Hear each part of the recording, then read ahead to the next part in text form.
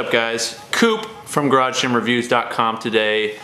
In about 2014, 2015 or so, Dmitry Klokov, one of the strongest people in the world, announced that he was partnering with Again Faster to create a barbell that was something that could compete with the high-end barbells. Okay, so it was an Olympic weightlifting barbell that had a lot of hype surrounded around it. It was a barbell that everyone wanted to buy, including myself. Well, since that happening, Again Faster has gone through bankruptcy. They've since been rebought by X-Training Equipment, and they're a completely different company.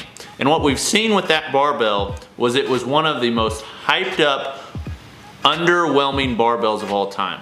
It truly was. It was not a special barbell. You know, everybody wanted it, everybody talked about it, and then once they got it into their hands, they found out that it was really not what it was claiming to be. So since that time, Again Faster has folded, and now we have a new company that's separate from Again Faster, has nothing to do with them, called Klokov Equipment. Today, I'm gonna review the newest barbell, the 20 kilogram Klokov Equipment Klokov bar. A lot of Klokovs in there. And I'm gonna tell you if it's worth purchasing. Let's get into it.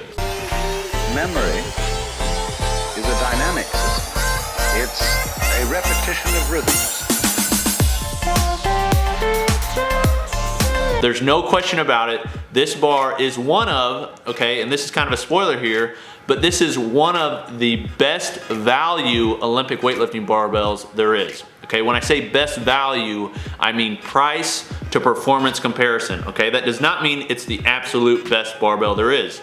And in reality, I don't think that's what Klokov Equipment was going for. I think they were going for a barbell that hit a certain price point, that was a super great performer, and that very few people could distinguish it between, you know, the Alikos, the Usakas, the Worksons, the DHSs, you know, all those, you know, top high-end barbells that you think of when you think of Olympic weightlifting.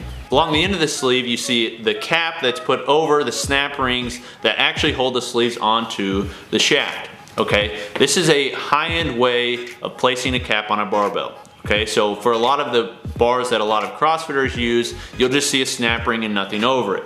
Okay, so things like the Rogue 2.0 bar, the Ohio bar, and a lot of other bars that I have. Now, when you get into the upper end ranges, you start to see caps being put on there with Loctite, provide a much better fit and finish to the overall barbell. That's really what they're for. They aren't really holding much in because there's lock rings with inside those, but they do add a nice touch to the finish. And the logo that Klokov Equipment's using is one that I'm a huge fan of, in all honesty. I think it's very classic, very understated, and you know, I'd like to see it on a lot of stuff they produce, okay? Including some new bumpers that they're coming out with that I'm very hopeful I will be able to review, because they come not only with a 25 kilogram plate, but also a black 30 kilogram plate, which was the original set.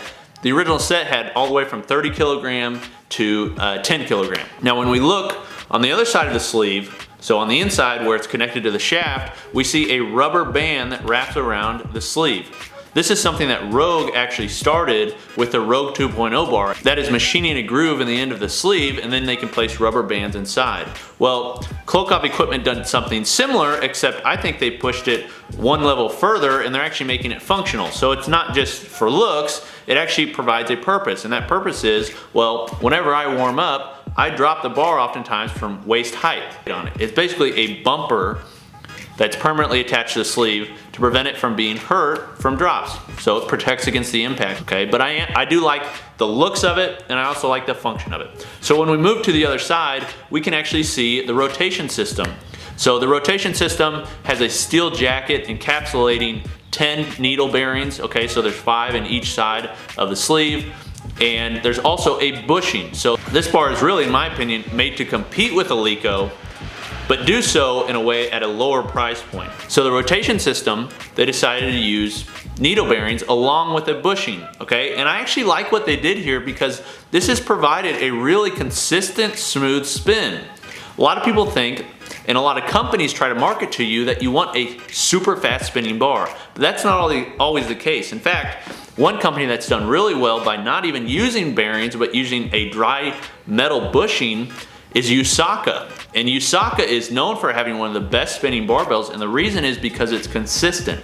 You don't necessarily want a bar that's just spinning like crazy, okay? You want something that's consistently smooth, and that's exactly what you get with the Klokov bar. Moving on to the shaft of the bar, we see the knurl, and this is something that, you know, you can tell a high-end barbell from a non-high-end barbell, and that's based upon the machining that the company uses, okay? So if a company is using cheap machinery or worn out, you know, tooling, the knurling is going to be uneven, it's going to stop and start unevenly, and it's just not going to be uniform, it's not going to feel all that great, and it's just, you can tell pretty easily when it's a cheap barbell, okay? The knurling on the Klokov bar is excellent, okay?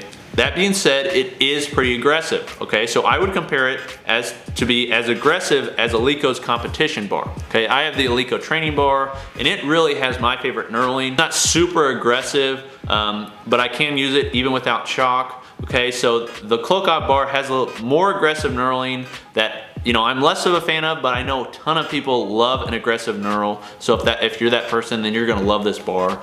It also has a passive knurl in the center, which I'm a huge fan of. I do not know why companies don't just provide a passive knurl in the center of the bar on all barbells, okay? If it's passive enough, it's not gonna really scrape up your chin or your neck or anything like that on front squats, high rep clean and jerks, high rep, you know, whatever you want to do in the front rack. Whatever, you know, CrossFitters do all sorts of stuff in the front rack, which I understand. They don't want to scrape up their neck, but a passive knurl shouldn't do that, okay, too much.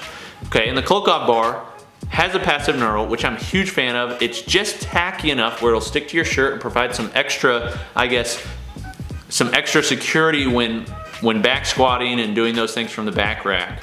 But it's not so aggressive that it tears you up, okay, so I'm a huge fan of it. So overall, the Klokov bar, in my opinion, is one of the best value Olympic weightlifting bars in the world, okay? I've not only measured the diameter, so here you can see I've measured the diameter. It's measured out to exactly as they've stated, 28 millimeters. I ended up weighing it, okay, on a pretty precise postage scale that goes up to 400 pounds. And it's weighed exactly as you would expect it to be, okay, and that is 20 kilograms. They've stated that it should be within -20 and plus 10 grams, and it's showing on my scale exact, whereas the Eleiko training bar, which granted is a training bar, it's not made for competition like the Klokov is, but the Eleiko training bar actually weighed more than it was stated to weigh, okay, so weighed actually 0.05 kilograms over what it was expected to weigh. So is that a big deal? You know, not really. But if you're gonna spend nearly $1,000 on a barbell, you want the absolute best. And so if a company's gonna state that it's gonna be within these ranges, I want it to be within those ranges because I'm paying money for that. And if a company doesn't do well with the small things, they're not gonna do well with the big things. This is a bar I would highly recommend you purchase if you're somebody who wants a high-end barbell but doesn't really wanna spend the money that an Eleiko or some of the other barbells out there call for. This is pretty comparable to the Rogue European barbell, which I am also a huge fan of. I like the spin better on the Klokov.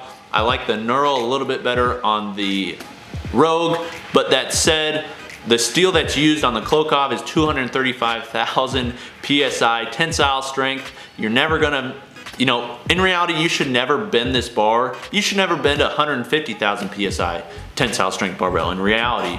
But having more tensile strength is kind of one of these things that barbell companies are chasing back and forth after. And, you know, it's what consumers want, okay? And a 235,000 PSI tensile strength barbell, you know, you're not gonna bend it. You're not gonna have any problems. So it's nice having that extra security. Okay, you can purchase this bar for $695. If you go on the link in the bio below, it'll take you straight to Amazon where you can purchase the bar. It'll show up on your door with Prime shipping in 2 days. 2 days, I am not kidding. Showed up on my doorstep in 2 days. And I loved it, okay? It's awesome. I order everything through Amazon, so it's nice to be able to order barbells through there. All right, well, check it out, and we'll see you next time.